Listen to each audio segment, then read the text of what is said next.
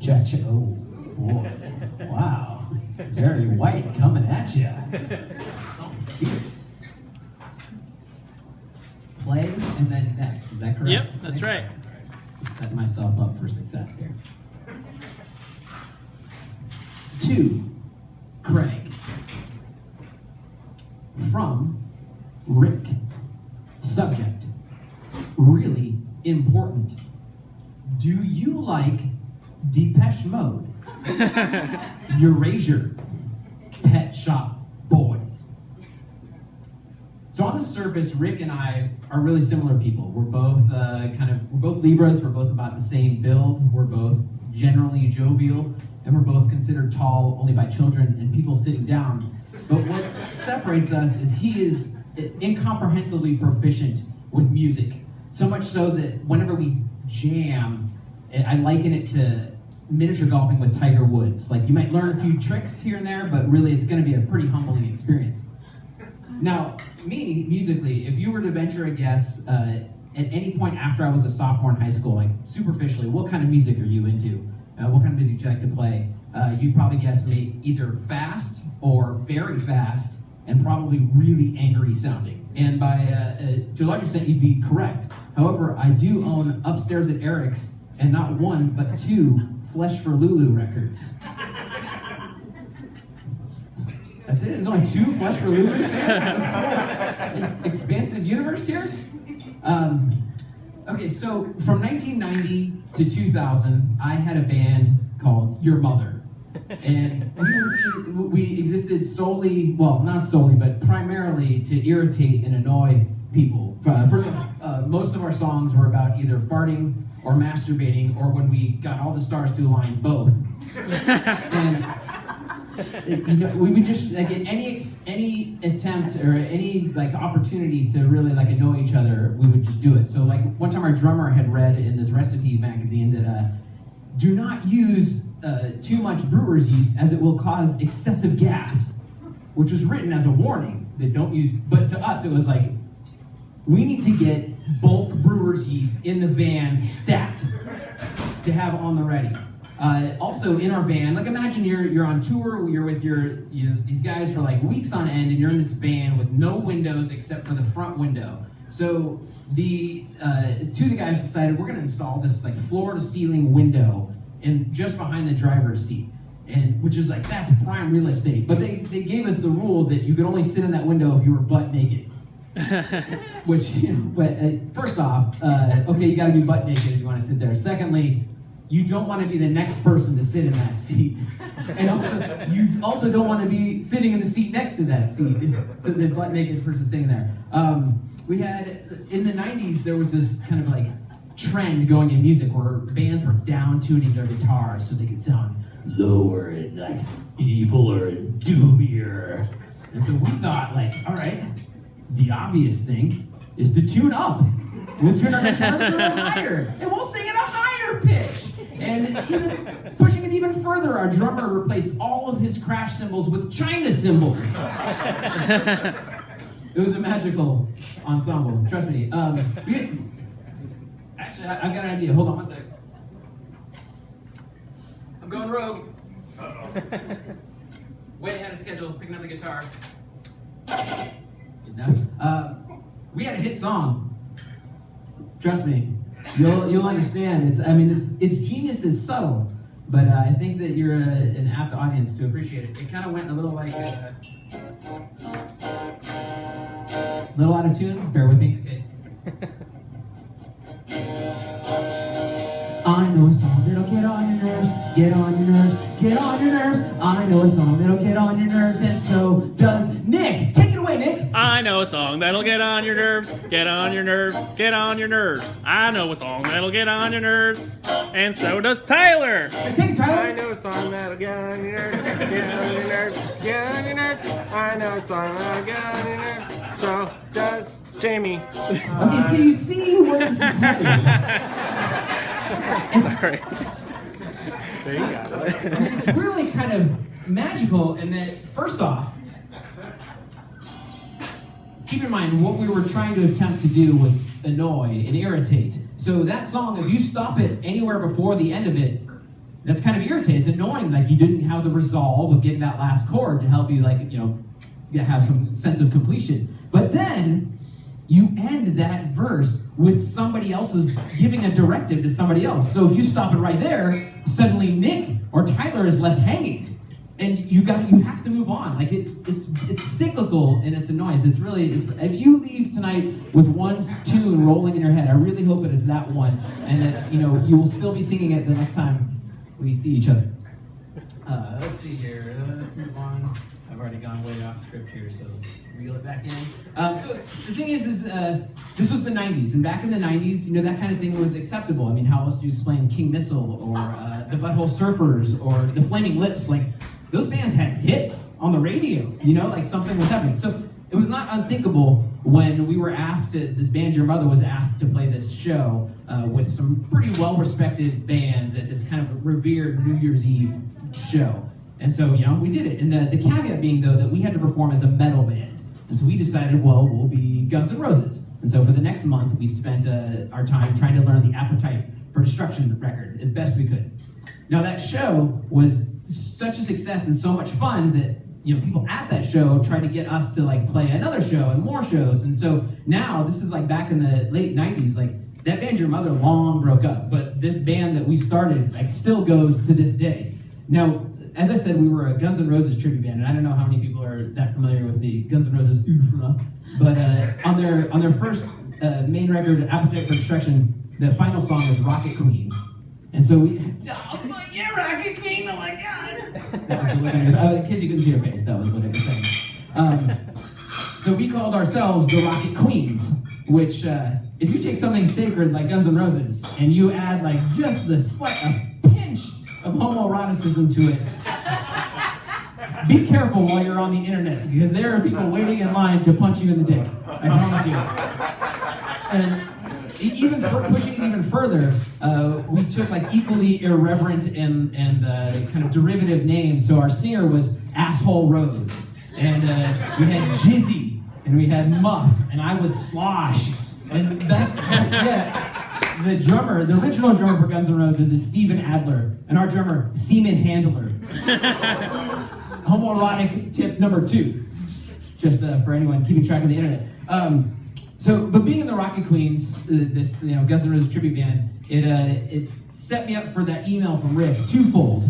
First off, I didn't realize how stupidly lucrative it was being in a cover band. No matter how much time or money or passion or like energy or love you put into your own personal projects, none of them will get paid like a band like the Rocket Queens will get paid. Similarly, of all my projects, like none of them have got invited to play at the Prince of Dubai's birthday party like the Rocket Queens did. Nobody shows their boobs at any other of my bands but the Rocket Queens, But it's okay, because I should point out, that band stopped practicing in 2002. It's not like we're learning new material, so why would we waste the energy doing that? And in fact, our mission statement expressly states that we try to recreate the Guns N' Roses of 1986 when they were young and brash and like really conveniently for us, really drunk and really sloppy.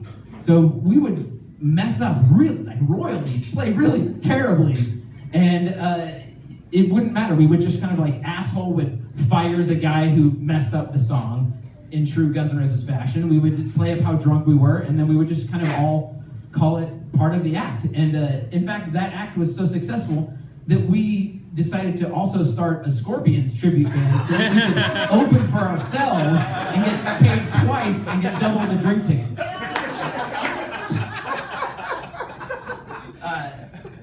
So secondly, the Rocket Queens set me up for Rick's email because it taught me the power that a cover band has over a sea of drunk people. As soon as I put on that curly black wig and that top hat, it's like something Harry Potter-ish. Like, people instantly treat me differently. They're coming up, they're having me sign things, they're buying me drinks, and they're, like air guitaring at me and stuff. And again, I just need to write, we're terrible. We built, in a sea of hyperbole, we bill ourselves publicly as San Francisco's worst GNR tribute band. And yet people still show up to just be part of the spectacle. And it's just, worth noting, it's a lesson that I learned. So, But back to Rick, if we can circle back around to the top of the story. So Rick, he's the consummate musician. He's the musician's musician. He teaches multiple instruments as like a profession. He plays live almost every night. He'll do like one night you'll see him playing guitar with Greg Kinn at the Shoreline Amphitheater, and the next night he'll be in a tuxedo playing an upright bass at like a private Google party. But what all these experiences in his business savvy, what he was gathering is what the Rocket Queens already knew, and that was that the real money was in 80s tribute bands. Hence the email to me.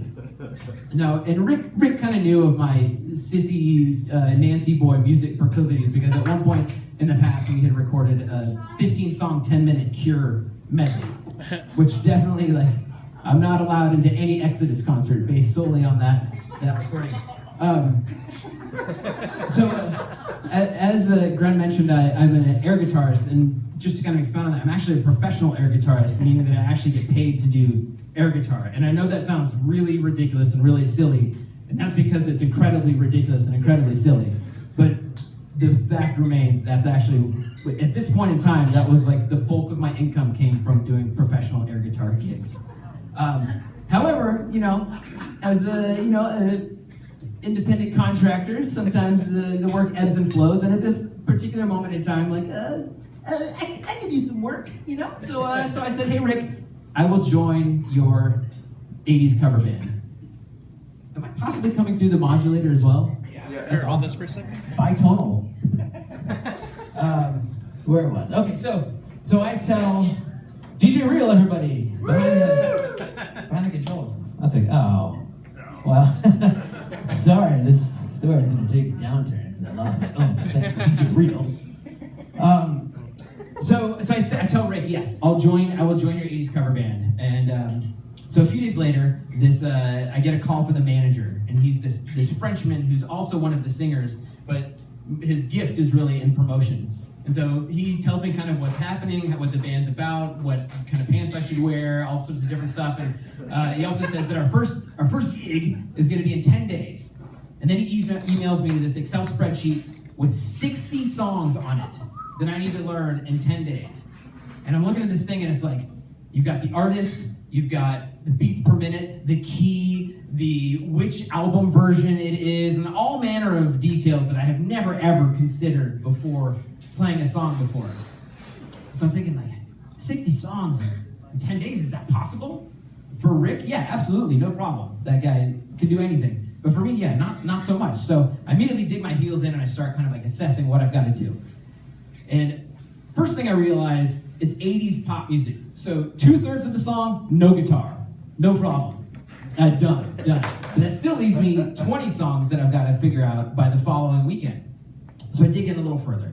And the problem with the kind of 80s music is that it was just mired in reverbs and modulations and delays and all sorts of stuff that just make it almost impossible to discern a guitar from a lute or a saxophone. It's just, and then you add to that the fact that these people playing the guitar are totally untrained yahoos who need these effects to like mask their unorthodox playing. And to be fair, I probably just described myself as well. But so I'm trying to figure all these things out. And so as I'm doing this, I'm just emailing Rick, just email after email, like, hey Rick, so I'm not sure. This is a tall order. I'm not. And he keeps emailing back. Oh man, you got this. This is perfect for you. No problem.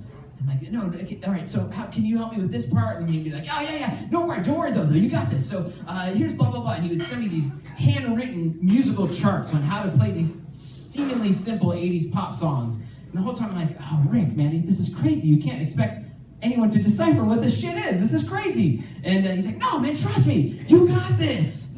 Like, all right, so I'm just gonna give you an example. I did find an example of, dear Rick, what is that last chord at the end of the chorus in Heart of Glass? To which Rick responds, I'm playing a descending E figure in the 7th position, alternating an octave on the 5th and 2nd strings. The notes basically go low E, high E, major 7th, 5th. Then the harmony goes to C sharp for one bar, followed by C sharp minor, but then back to the tonic.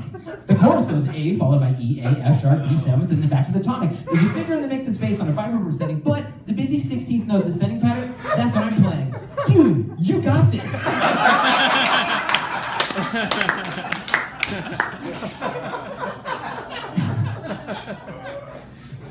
So I asked Rick, like, are we gonna have any practices before the show? And he's like, no. These people are professionals who show up knowing your parts, which sucks for me personally, right? So I keep getting all these things from Rick, and I'm trying to like make sense of all the stuff that he's like trying to show me, and let me find my place, to be perfectly honest. Again, off script here. We'll go back here. Yeah. So yeah.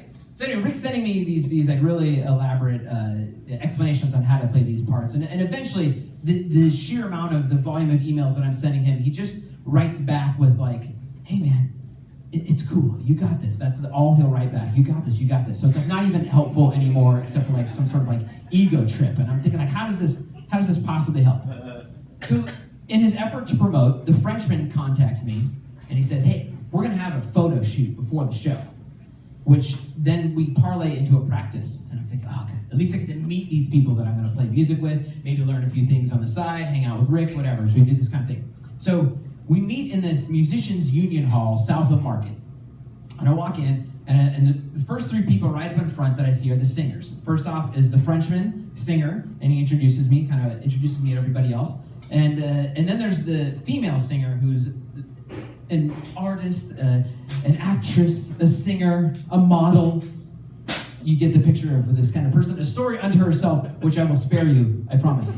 And then the third singer is this guy who's like straight up Crockett from Miami Vice. He's got the linen jacket, the kind of pastel V-neck shirt, he's got the loafers, and I'm like, oh, this dude showed up like dressed already in costume. He doesn't need to change for the photo shoot. Fast forward to when we actually start doing the photo shoot, he pulls out a different linen jacket and a different pair of loafers, and I think, whoa, you actually rode the bus here in your regular day clothes, and you look like Crockett 24/7. So that was that guy that I had to deal with. So then behind them, it starts setting up. So they're up at the front, they're the three singers, they're kind of like the presentation of the band. And behind them is Rick and I. And Rick has set up this very elaborate, expansive guitar effects pedal setup. And it's like 10 deep of just all these different things that can make any sound that you can possibly imagine. He's got guitar stands, he's got amp stands, he's got music stands, he's got all sorts of guitar ephemera that like, you know, I would never spend that money on. Like, he's Guitar Center's dream, basically. And then meanwhile, I'm over here with $100 Korean Stratocaster knockoff, and then a combo amp that has years and years worth of bubble gum mashed into the grate just to keep that front grate from falling off. So we start kind of like, but then behind us then is Ed. Ed is a father of three and a true, genuine, to the heart geek, like massive geek. Like he's building the monument to 80s pop music, the keyboard bunker.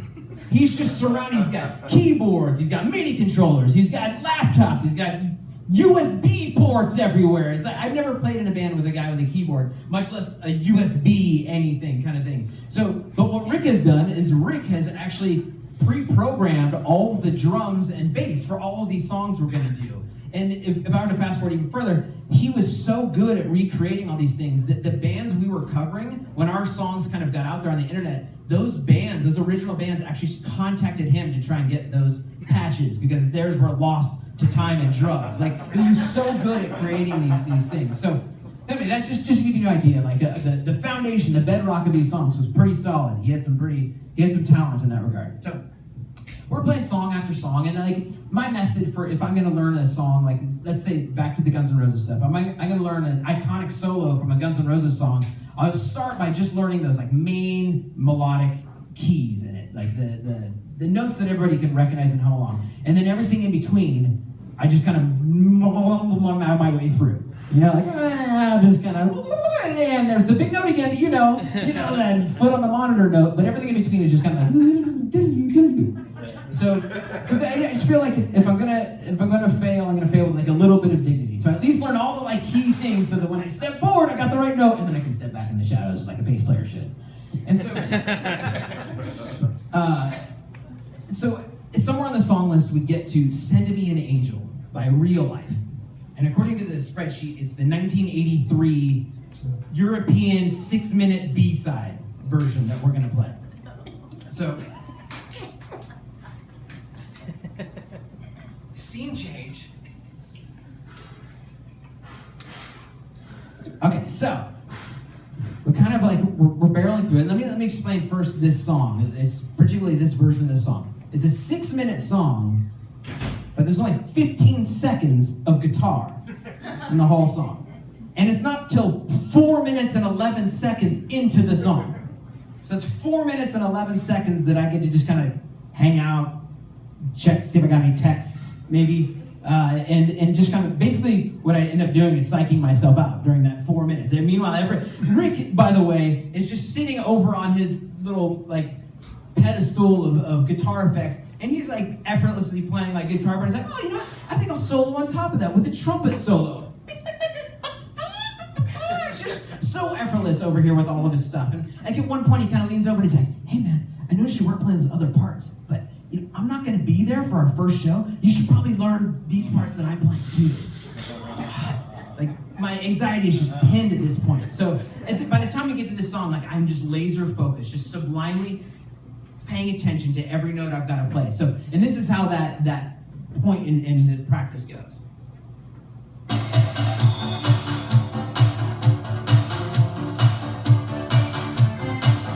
A lot of waiting, a lot of waiting.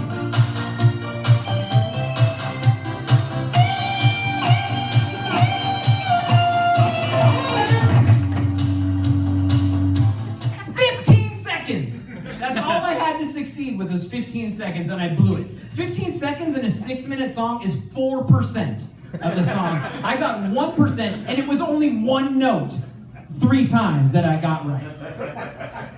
And then I've got 2 minutes left of the song to sit there and think about what I've done. So when the song ends, I'm trying to like pull myself together, and you know, I muster up the courage. It's like that was one of the songs where I learned all those like main notes, and I think I can successfully bumble my way through the rest. You know, so I get up the courage, and it's like, Ed, man, can we try that song again, just one more time? And he looks over at Rick, and Rick looks back at Ed and kind of gives this what I realized in hindsight was a very knowing subtextual nod. Like, yeah. And so clickety-clack, clickety-clack. Ed kind of cues up the song, is doing some other sort of like Mac magic back there. And the song starts again. And this time, for 4 minutes, I'm not getting psyched out. I'm getting psyched up. I'm gonna nail this one. So I get my clammy hands where they're supposed to go. I assume what I call is the action stance, like I'm about to sprint off into the netherworld.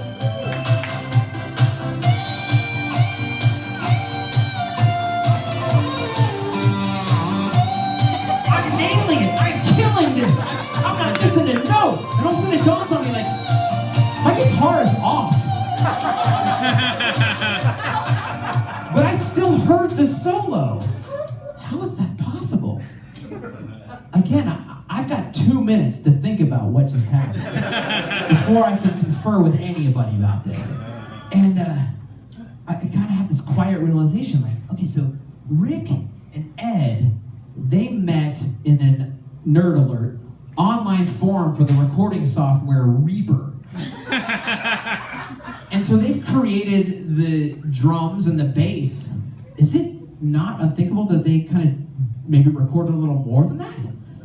And so after the song's over, I was like, hey, what just happened? I'm like, oh, we just recorded or turned on the guitar solo track. I'm like, so wait, you've recorded everything? Oh, they're like, oh yeah, we just on and off, whatever you want. You don't need to know anything. I said, whoa. You brought me in to play guitar for this band, but what you really wanted was me to air guitar with a guitar?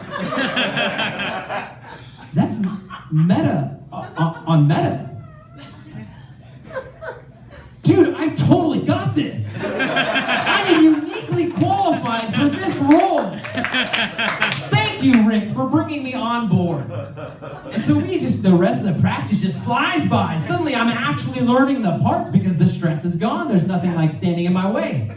So in the words of renowned air guitarist Bjorn Turoque, the more you learn, the less you earn.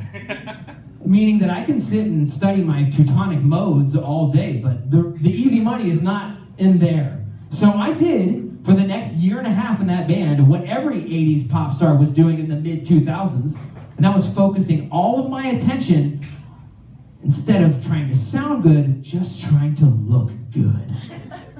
Thank you. Yeah.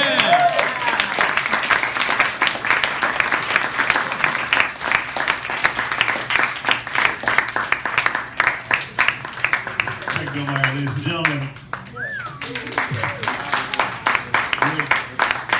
We're going to take a little break so you can put more things in your little mason jars and